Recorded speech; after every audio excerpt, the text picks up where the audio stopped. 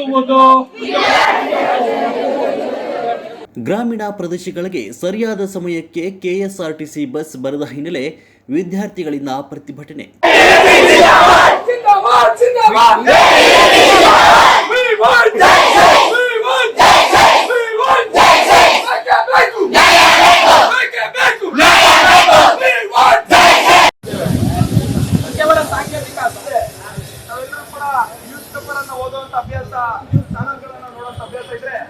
ತುಮಕೂರು ಜಿಲ್ಲೆ ಮಧುಗಿರಿ ಎಸಿ ಕಚೇರಿ ಮುಂದೆ ನೂರಾರು ವಿದ್ಯಾರ್ಥಿಗಳಿಂದ ಪ್ರತಿಭಟನೆ ನಡೆದಿದೆ.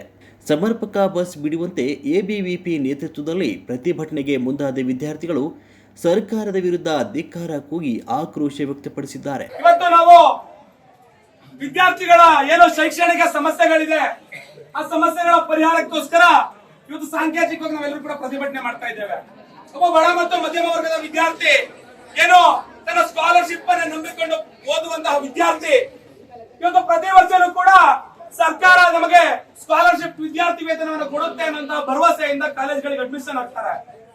ಆದ್ರೆ ಇವತ್ತು 100 ಜನ ವಿದ್ಯಾರ್ಥಿಗಳು ಸ್ಕಾಲರ್ಶಿಪ್ ಗೆ ಅಪ್ಲೈ ಮಾಡಿದ್ರೆ 50ರಿಂದ 60% ಬಡ ಮತ್ತು ಮಧ್ಯಮ ವರ್ಗದ ವಿದ್ಯಾರ್ಥಿಗಳಿಗೆ ಇವತ್ತು ಸ್ಕಾಲರ್ಶಿಪ್ ಗಳು ಬರ್ತಾ ಇಲ್ಲ. ಏನು ಒಬ್ಬ ವಿದ್ಯಾರ್ಥಿ ಕಾಲೇಜ್ಗಳಿಗೆ ಇನ್ ಟೈಮ್ ಹೋಗ್ಲಿಕ್ಕೆ ಸಮರ್ಪಕವಾದಂತಹ ಬಸ್ ಸಮಸ್ಯೆ ನಾವೆಲ್ಲರೂ ಕೂಡ ಎದುರಿಸ್ತಾ ಇದ್ದೇವೆ. ಒಬ್ಬ ಒಂದು ಸಮರ್ಪಕವಾದ ಬಸ್ ಸೌಲಭ್ಯ ಇಲ್ಲ. ಏನು ಹೊಸ ಸರ್ಕಾರ ಬಂದ ನಂತರ ಶಕ್ತಿ ಯೋಜನೆ ಅನ್ನೋ ಒಂದು ಯೋಜನೆಯನ್ನ ಜಾರಿಗೊಳಿಸಿದ್ರು. ಇದ್ರ ಬಗ್ಗೆ ನಮ್ದೇನು ತಕರಾರಿಲ್ಲ ಸ್ವಾಮಿ. ಆದ್ರೆ ಈ ಒಂದು ಯೋಜನೆ ತಂದ ನಂತರ ನಾವು ವೈಜ್ಞಾನಿಕವಾಗಿ ಯೋಚನೆ ಮಾಡ್ಬೇಕಾಗಿತ್ತು.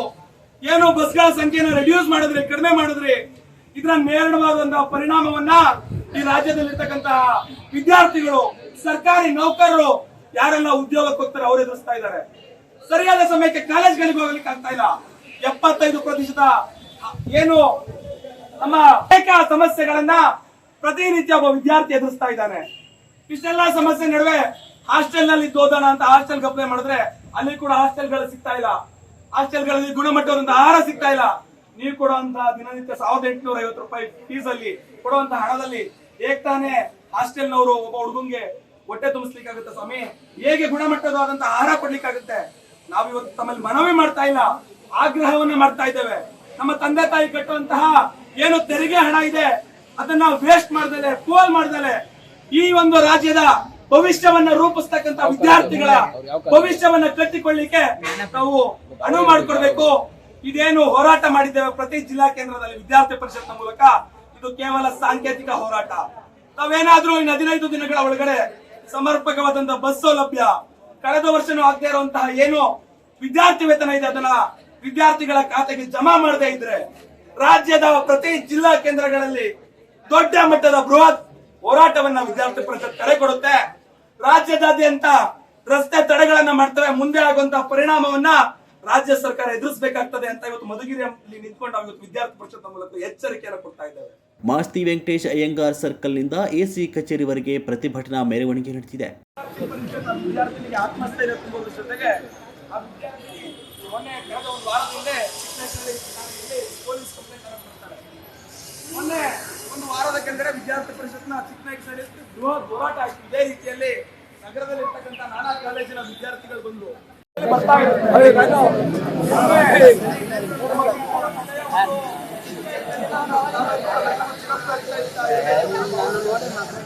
ಚಿಕ್ಕನಾಯಕನಹಳ್ಳಿಯಲ್ಲಿ ಒಂದು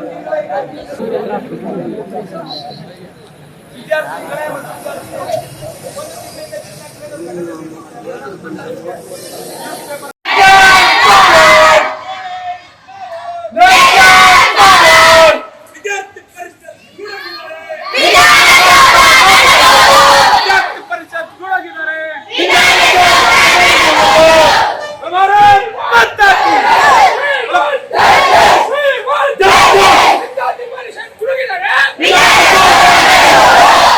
ಪರಿಷತ್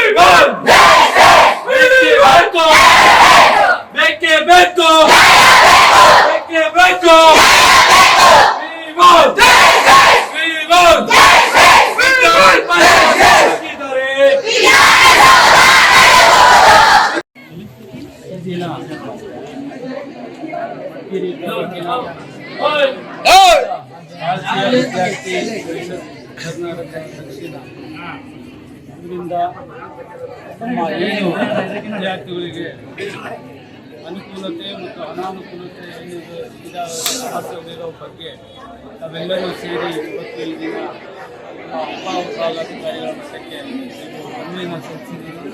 ಈ ಮನವಿಯ ಸಂಬಂಧಪಟ್ಟ ಇಲಾಖೆಗೆ ಹಿಂದೆ ಕೂಡ 20 ದಿವಸದಲ್ಲಿ ಕೂಡಲೇ ಕೂಡ ನಮ್ಮ ಬೇಡಿಕೆಗೆ ವಿದ್ಯಾರ್ಥಿ ಪರಿಷತ್ ಗುಡುಗಿದರೆ